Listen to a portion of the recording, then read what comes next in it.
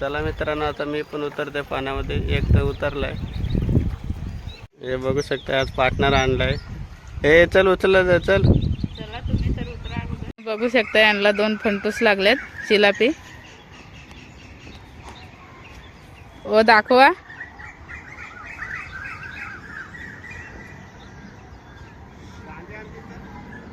आणते आणते.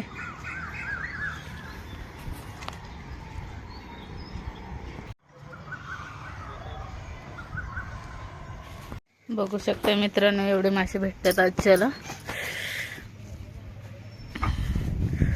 शेवड्याचे मासे पण आहेत.